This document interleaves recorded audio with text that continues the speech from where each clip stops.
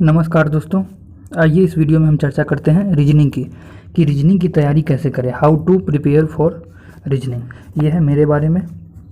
मैं बहुत सारे एग्ज़ाम में फाइनली सेलेक्टेड हुआ हूँ।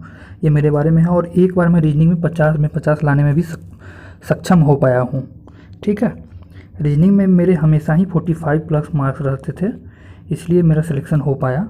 लेकिन यहाँ पे केवल एक एग्ज़ाम का चर्चा इसीलिए कर दिए हैं क्योंकि इसमें मुझे आउट ऑफ 50 थे। तो आइए चलते हैं नेक्स्ट स्लाइड पे। Importance of marks in reasoning.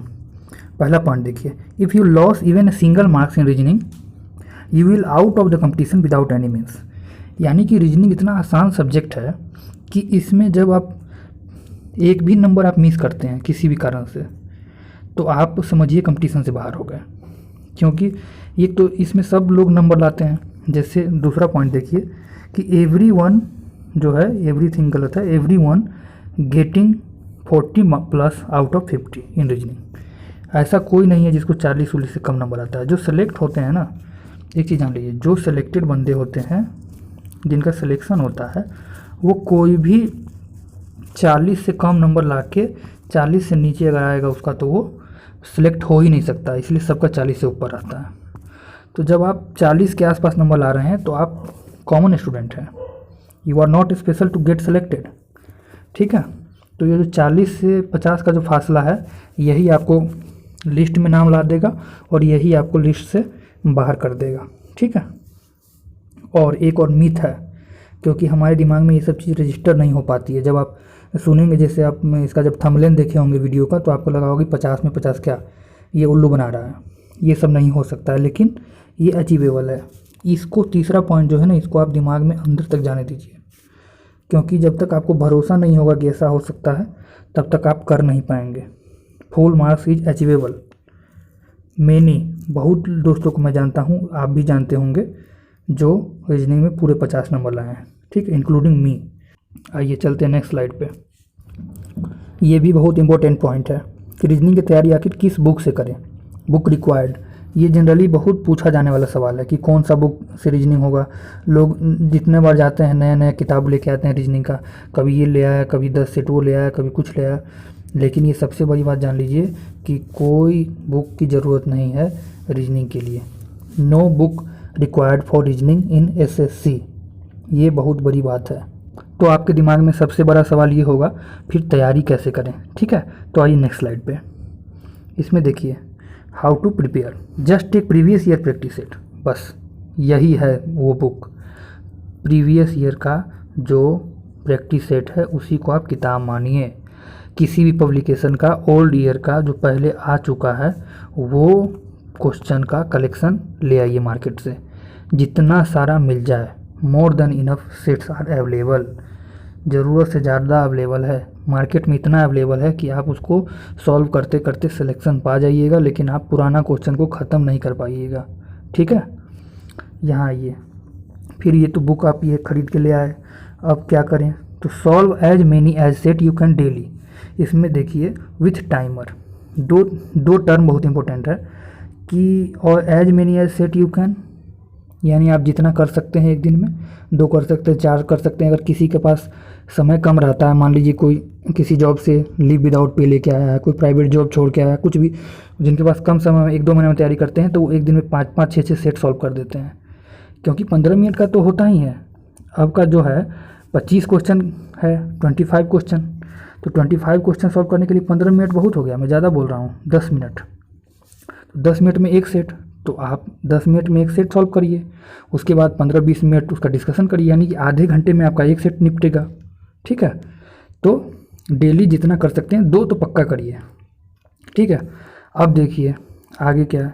Mark doubt question and conceptual question.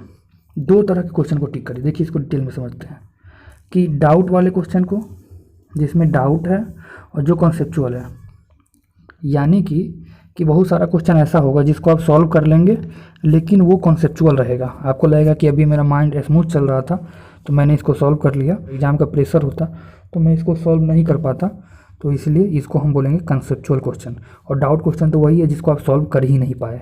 ठीक है, तो इसको आप मार्क करें। अब देखिए, अब डाउटेड क्वेश्चन और कॉन्सेप्ट वाले क्वेश्चन को टिक तो कर लिए, लेकिन अब उसका क्या करना है। यही जो आप क्वेश्चन का कलेक्शन किए हैं यही मेन है, यही जो है this is the part that make difference, यही अंतर करेगा आपको 40 वाले श्रेणी से 50 वाले श्रेणी में लाने का काम इसी का है कि ये इस डाउट को क्लियर करना है। You have to clear the doubts and concepts. अब कितना क्वेश्चन आपके पास होगा ये भी एक बार समझ लेते हैं। जैसे आप मान लीजिए कि 100 सेट सॉल्व किया, 100 सेट आपने सॉल्व किया, तो एक सेट में आपको समझिए कि दो क्वेश्चन डाउट वाले जो सॉल्व ही नहीं हुए और 2 क्वेश्चन कॉन्सेप्ट वाले, आप एक सेट में 4 क्वेश्चन को गोला करके रखे हुए हैं। तो 100 सेट में आपने 400 क्वेश्चन का कलेक्शन ऐसा रखा, ठीक है।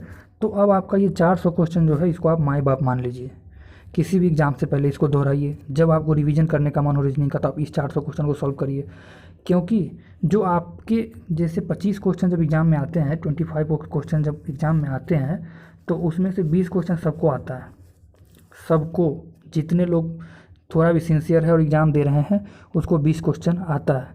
और ये जो 5 क्वेश्चन जो है डिफरेंस इसका 5 क्वेश्चन, वही 5 क्वेश्चन जो है आपके उस 400 क्वेश्चन के कलेक्शन में रहेगा। इस बात की पूरी गारंटी है कि जो टफ क्वेश्चन रहेगा उसका कॉन्सेप्ट आपके उस 400 क्वेश्चन के कलेक्शन में रहेगा। एग्जामिनर का भी ऐसा कलेक्शन बना हुआ है, वो 20 क्वेश्चन कहीं से भी डाल देता है और अपना 5 क्वेश्चन इस खजाने से डालता है, जिसको देख के हम आप अलबलाते हैं, जबकि ये हमारे हाथ में है, ठीक है। अब देखिए एक रास्ता हमारे चैनल पे भी आपके लिए है कि ऐसे क्वेश्चन को आप वीडियो का कमेंट सेक्शन में डाल दीजिए। हम क्या करेंगे, आपका कॉन्सेप्टुअल क्वेश्चन होगा तो हम उसका कॉन्सेप्ट क्लियर करेंगे। आप हमारे चैनल को देखे भी होइएगा, हमारा चैनल जो है दूसरे चैनल जैसा नहीं है जिसमें केवल क्वेश्चन ही सॉल्व किया जाता है। हम 1-2 क्वेश्चन को ही पकड़ते हैं और उसका प्रॉपर कॉन्सेप्ट डालते हैं, ताकि अब जब आप 2 क्वेश्चन भी हमारे चैनल पर देख लेंगे तो आप उस टाइप का सभी क्वेश्चन कर लेंगे, ठीक है। तो उसको हम क्लियर करेंगे। कॉन्सेप्ट बहुत मैटर करता है। आप ग्रेजुएशन का एग्ज़ाम नहीं दे रहे हैं, आप कोई बोर्ड का एग्ज़ाम नहीं दे रहे हैं, आप कॉम्पिटिटिव एग्ज़ाम दे रहे हैं, कॉन्सेप्ट ही आपको हेल्प कर सकता है और दूसरा कुछ भी हेल्प नहीं करेगा, ठीक है। आइए नेक्स्ट स्लाइड में। What if we followed it, sir अगर हम आपका बात मान लिए तो क्या होगा। तो अब आई हमारी बात इसमें जिम्मेदारी लेने की। चलिए ये मेरा बात हुआ। If you follow this strategy, अगर आप इस स्ट्रेटजी को फॉलो कर लेते हैं, we guarantee your full marks in reasoning. इसका फिर इफेक्ट क्या होगा, इसका दूसरा इफेक्ट ये होगा, it will lead you to getting success. जब आप रीजनिंग में एक भी नंबर लॉस नहीं करेंगे तो आप दूसरे लोगों से बहुत ज़्यादा आगे निकल जाएंगे। 99% लोगों को 40 के आसपास नंबर आता है, वो जो 1% लोग हैं जो सेलेक्ट होते हैं उसको 50 के आसपास नंबर आता है, यानी कि 50 के आसपास in the sense 48, 47, 46, 45 plus marks आता है। तो वो 5 नंबर जो है 50,000 रैंक का डिफरेंस करता है, ठीक है। एक नंबर आपको सिलेक्शन में रखेगा और एक नंबर आपको लिस्ट से बाहर करा देगा, ठीक है। तो रीजनिंग को आप संभाल ले गए तो आप सिलेक्शन ले गए, ठीक है।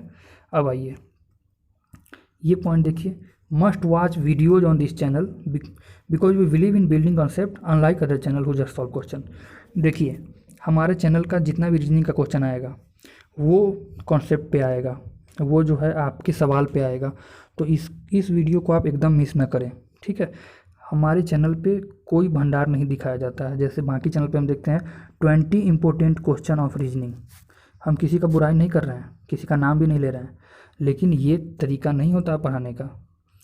रीजनिंग में क्या इंपॉर्टेंट क्वेश्चन होगा 20 भाई, 20 कॉन्सेप्ट सिखा दो, 20 इंपॉर्टेंट क्वेश्चन क्या होगा। आप धड़ाधड़ सॉल्व किए जा रहे हो। मैं कुछ चैनल को देखा, मुझे बहुत हंसी आई, वो क्वेश्चन लिख रहे हैं सॉल्व कर रहे हैं, क्वेश्चन लिख रहे हैं सॉल्व कर रहे हैं, उससे क्या होगा, ठीक है। तो आप यहाँ पे उसको देखें पूरा कॉन्सेप्ट के साथ, आपको बहुत अच्छा होगा। मैं उम्मीद करता हूँ रीजनिंग का सारा कैसे तैयारी करें, स्ट्रेटजी फॉर रीजनिंग आप समझ गए होंगे, ठीक है। वीडियो को पूरा देखने के लिए बहुत बहुत धन्यवाद, और ऐसे ही अच्छे अच्छे वीडियो को देखने के लिए आप हमारे चैनल को सब्सक्राइब करें, लाइक करें और शेयर करें, ठीक है। चलिए धन्यवाद।